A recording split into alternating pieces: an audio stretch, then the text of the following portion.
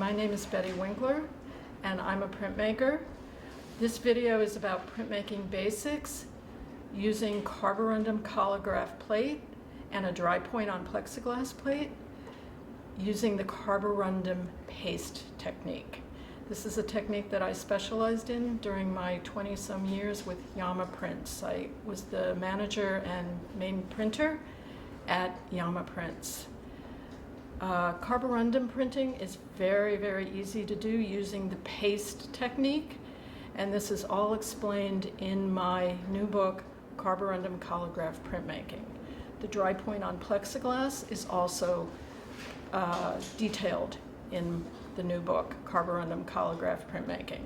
The main benefit of this technique is simplicity, non-toxicity, and brilliant colors it produces. And there's several other advantages to it. These pastes have been mixed for about a year or so. You can also do it with a type of nozzle dispenser. This paste has been mixed for about 20 years and is still fresh today. So I'm going to demonstrate brushing it on the plate. And I'm just using I think this is a hard bristle fan brush. Experiment with different brushes. I mentioned sponge brushes before. So this is a sponge brush. You're going to get an even coating, more or less. You're not going to see any variation or very little variation in your brush strokes.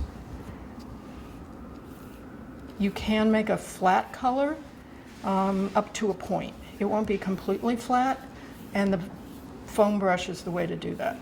It's going to print lighter, it's higher, so it holds less ink. Concept of hills and valleys. Remember also, your image will be in reverse.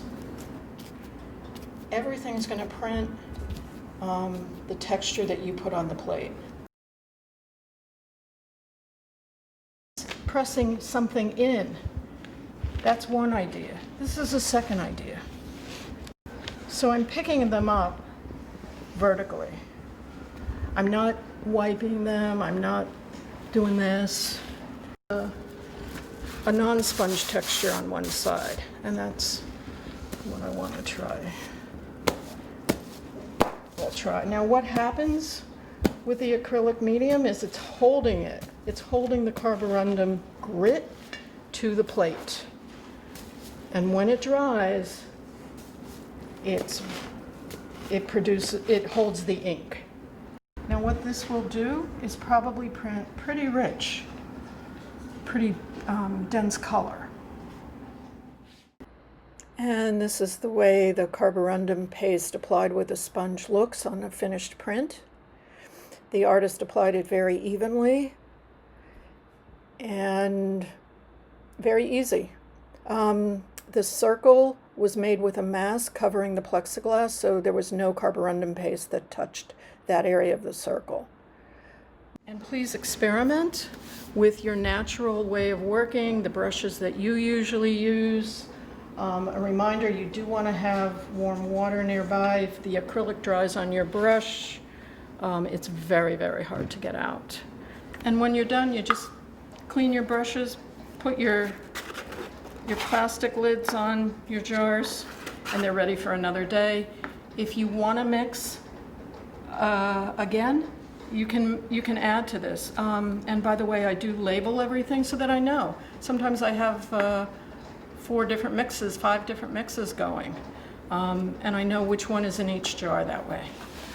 Important thing about letting the paste dry, it's going to dry on the uppermost surface first, meaning it's going to be dry to the touch. But where it's bonding to the plate underneath that is where you really need to wait and be patient. If you don't wait and you ink it up and send it through the press, it can lift under the pressure of the press, or later on when you clean the plate, it can lift. Once dry, it's fine for years and years. And another thing, it does show gray on the plates, but you can ink up in any color you want. This produces, with the plexiglass and not on metal plates, it will produce brilliant, bright colors. You can print away in whites and yellows and all kinds of colors, any color you want. That's one of the big variations between this and metal plate etching.